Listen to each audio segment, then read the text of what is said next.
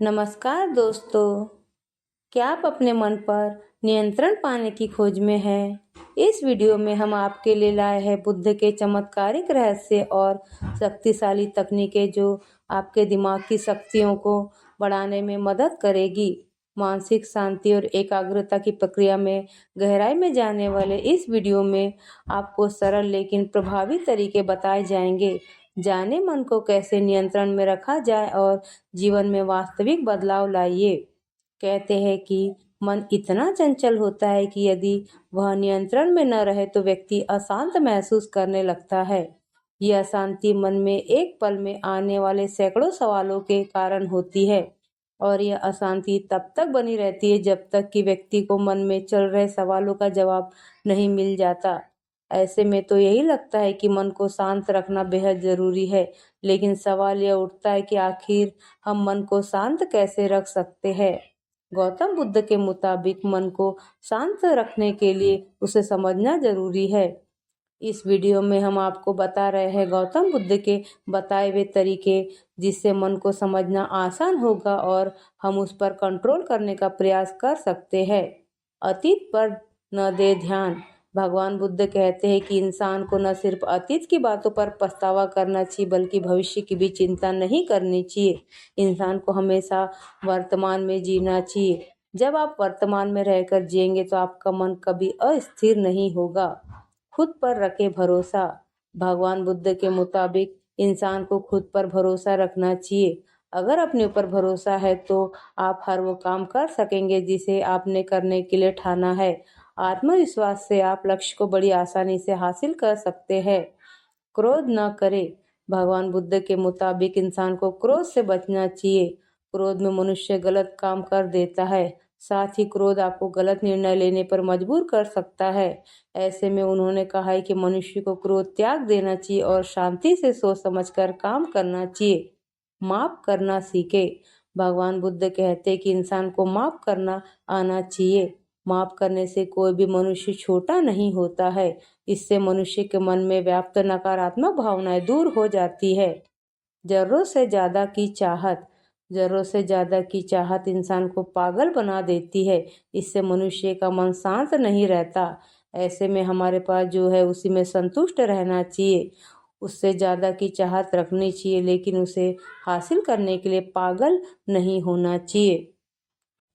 एक बार एक व्यक्ति गौतम बुद्ध के पास गया और पूछा कि मन को नियंत्रित करने का पहला चरण क्या है। बुद्ध कहते हैं अपने मन को समझने का पहला चरण है इसके द्वारा दिए गए लालच की व्यर्थता को देखना समझना। दरअसल जब मन अशांत होता है तो कई तरह के लालच देता है और जिसने मन द्वारा दिए गए इन लालचों को पहचान लिया समझ लो कि उसने मन को समझने का पहला चरण समझ लिया। फिर व्यक्ति बुद्ध से पूछता है कि लेकिन हमें यह कैसे पता चलेगा हमारा मन हमें लालच दे रहा है और वह लालच व्यर्थ है। इसका जवाब देते हुए बुद्ध कहते हैं अनुभव से। मनुष्य मन के लालच से जिस कार्य को अतिपूर्वक करता है उसमें उसे हानि ही होती है और हानि के बाद ही उसे अनुभव होता है। जैसे जिसने वास्तव में यह देख लिया कि नशा करना केवल दुख है वह नशा मुक्त होना शुरू कर देगा। वहीं जिसने जान लिया कि ईर्ष्या से खुद का नाश होता है वह ईर्ष्या से मुक्त हो जाएगा। मन को समझने का यही पहला चरण है। व्यक्ति बुद्ध से पूछता है यदि व्यक्ति पहले चरण से यह जान जाता है कि वह मन द्वारा दिए गए लालचों के कारण दुखी है तो फिर दूसरा चरण क्या है। बुद्ध कहते हैं खोज पर निकलना। दूसरे चरण के लिए ऐसे व्यक्ति की खोज पर निकलना होगा जो पहले ही अपने मन को जानकर इससे मुक्त हो चुका है। दरअसल एक ऐसा ही व्यक्ति तुम्हारा मार्गदर्शन कर पाएगा। व्यक्ति कहता है कि लेकिन ऐसे व्यक्ति की पहचान कैसे होगी। बुद्ध कहते हैं यही तीसरा चरण है। सुनना ही अपने मन को समझने का तीसरा चरण है। व्यक्ति कहता है क्या इसे देखकर पता नहीं किया जा सकता। बुद्ध कहते हैं कि देखने में कोई व्यक्ति बहुत शांत और अच्छा लग सकता है लेकिन उसके मन के भीतर क्या है यह उसके शब्दों से ही पता चल सकता है। लेकिन किसी की बातों पर तब तक विश्वास नहीं करना चाहिए जब तक कि वह तुम्हारे विवेक की कसौटी पर खरा न उतरे। गौतम बुद्ध कहते हैं कि कर्म ही मन को समझने का चौथा चरण है। खुद को जानने के लिए सही दिशा में कर्म करना जरूरी है, लेकिन कर्म करते हुए व्यक्ति हर बार दो गलतियां करता है। पहली गलती यह कि शुरुआत ही नहीं करता और दूसरी गलती यह कि पूरा रास्ता तय न करना। इन दोनों ही गलतियों के पीछे हमारा मन होता है। व्यक्ति अपने कर्म को पूरा इसलिए नहीं कर पाता क्योंकि वह सोचता है कि मैं कल से शुरुआत करूंगा तो कोई यह सोचता है कि मैं असफल हो जाऊंगा। इन गलतियों का मुख्य कारण है जागरूकता की कमी। इसके बिना मन व्यक्ति को सही दिशा में चलने ही नहीं देता। गौतम बुद्ध कहते हैं कि मन को जानने और समझने का पांचवा चरण है जागरूकता। इसलिए हर कार्य को जागरूकता के साथ करें। बिना जागरूकता के साथ किया गया कार्य या फिर जिया गया क्षण मृत्यु के समान है। व्यक्ति बुद्ध से पूछता है, अपने जागरूकता के स्तर को कैसे बढ़ाया जा सकता है? बुद्ध ने जवाब दिया, ध्यान से। ध्यान ही मन को जानने, समझने और नियंत्रित करने का अंतिम चरण है। यानी ध्यान ही वह नाव है जिस पर बैठकर मन रूपी नदी को पार किया जा सकता है। जिस व्यक्ति ने इन शुरुआती 5 चरणों से मन को जान लिया, उसने अपने मन को जीत लिया, उस पर काबू पा लिया। गौतम बुद्ध से जुड़ी इस कहानी के माध्यम से आप जान सकते हैं कि मन को शांत करने का क्या तरीका है। इसमें भगवान गौतम बुद्ध द्वारा मन को शांत करने के आयामों के बारे में बताया गया है। जानते हैं इस कहानी के बारे में जिससे आपका जीवन बदल जाएगा। मन को शांत करने की कहानी।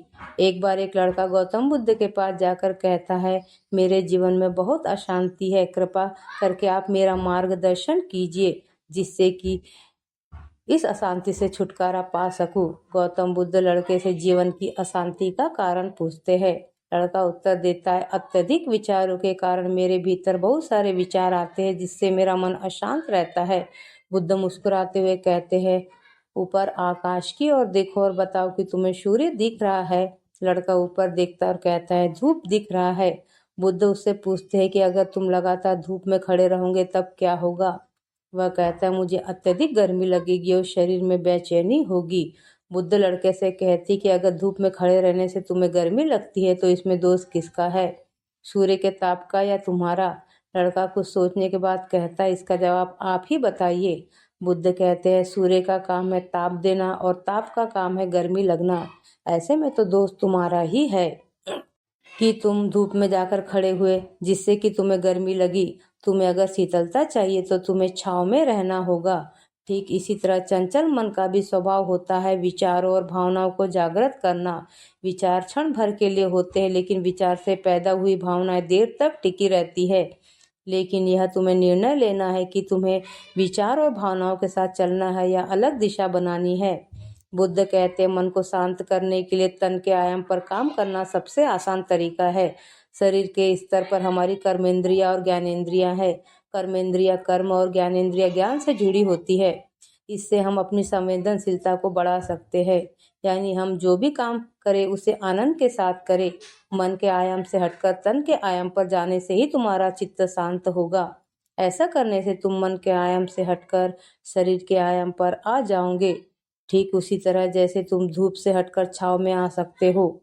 मन के आयाम से हटने पर तुम्हारी जागरूकता तन पर आ जाएगी। जब तुम तन के आयाम पर काम करोगे तब तुम्हारा चित्त शांत होगा। इसलिए हर काम को तन के आयाम पर करने से मन स्वतः शांत हो जाता है।